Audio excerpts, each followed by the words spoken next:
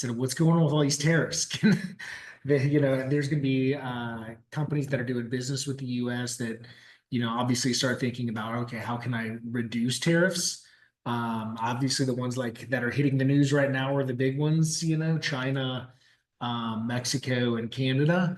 But I want to kind of, you're an international tax specialist, so I wanted to kind of get your thoughts on, things that you've seen, companies do to maybe establish themselves in the U.S.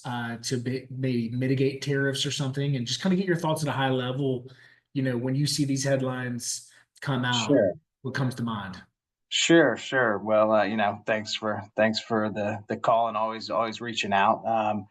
Yeah, I mean, I guess I wish I had a crystal ball. First off, right? If I did, I could for certain tell you, hey, it's going to make sense to set up shop in the U.S. So I think it's a little premature to go ahead and implement any business planning, but happy to kind of talk through, what if if the tariffs do permanently get imposed, right? And what should these kind of multinational companies, or I'd say companies that have a lot of sales in the U.S., be thinking about to maybe be proactive? One thing to think about is is if you've got a huge presence in Mexico and say a big manufacturing plant with 100 employees, it's going to be very difficult to say move that production, right. You probably have a big supply chain in place, and so for those folks, these tariffs may end up meaning that the ultimate user ends up seeing kind of the price, or the gets the short end of the stick, and has to pay that Right. price increase. So that's one aspect. But if you kind of are a smaller shop and you have smaller production items, I'll call them, that can maybe be produced here in the U.S., uh, those folks, whether they're thinking about moving to the U.S. now or not, might want to consider it, right? I mean, I think for the foreseeable future, at least for the next 4 years, we're probably going to see a more incentive for U.S. manufacturing. Yeah. And so if that's something that wouldn't necessarily break the bank, then Right. then it should be considered. And that's where we come into play. So it's not as simple as just saying, yeah, let's set up a U.S. corporation, Right. right? Because one thing to just, and again, this is just kind of high level, but one thing to think about is what happens when there's a distribution. Have you taken into account, withholding? Is there going to be a reduced rate of withholding when there's a distribution? And so when you say distribution, you mean from profits from say a U.S. entity that, there's excess profits, so you could distribute some of the cash to the owners or management, right? Right. And that's assuming that on the front end, a tax analysis was kind of done and all these things were thought about. How do you even want to structure in the U.S.? Where we come in and kind of look at the global picture and your global tax snapshot, if you will. And so all those things kind of have to be taken into account. And this gets back to, do you even have enough? If you've got enough sales in the U.S., these are definitely things to start exploring now, I think, regardless of whether these tariffs kind of get permanently imposed or Yeah. not. And if I'm a management team, we've got time on our hands, and we're saying the U.S. is potentially our biggest market that we're selling to. I'm probably thinking, all right, well, plan A, ideally this doesn't actually happen, that there's some kind of trade agreement that happens and tariffs don't stick. But you're always going to think about plan B, plan C, plan D. Right.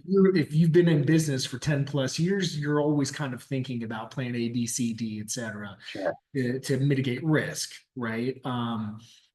So that being said, I mean, if whether you're a manufacturer in Mexico, as you said, that's probably a very common situation. Seeing what countries the U.S. has a trade deficit with, where would ownership, if you're living in manufacturing and you're based out of these countries, like who are they, right? Not China's obvious, Right. Mexico's obvious, Vietnam, well, makes a lot of sense once you kind of peel back and think about it. But Ireland, Germany, Japan, South Korea, Italy, India, makes a lot of sense. Canada, you know, obviously it's in the news because it's our neighbor, but is down there at 13, and then France, etc. But it's a global outlook, right? So you're, you know, companies that are based out of a lot of these countries selling to the U.S. market could be thinking about this. So, you know, just at a very high level, what do you see is the common entry point as far as entity type, right? Just at a very basic level, you know, how do you kind of think about it for, you know, a foreign parent company potentially setting up a U.S. entity, or it's maybe just a management team of individuals Sure. themselves? What do you kind of think about? Yeah, so I think any foreign company that's thinking about doing business in the U.S. or setting up or investing in the U.S., you know, if for instance they, you know, this happens all the time. A client comes to me and says, "Hey, you know, we formed an LLC last year, right?" And and then I have to go into a conversation. Well, you know, was a tax analysis ever done for one? What are the implications for a foreign person, you know, investing in the U.S. In an LLC itself? And oftentimes, what happens is if it is just simply a U.S. LLC, well, now that foreign person has a U.S. filing obligation. Now, whether it's an 1120F or a 1040 NR, you know, it may be which is likely the case, but poor planning on the front end, because it was likely never the intent for that foreign parent to have a filing obligation in the U.S. And so you know, I think if you're thinking about expanding, it definitely makes sense to reach out and talk to an advisor, you know, Yeah. that knows about international tax, right?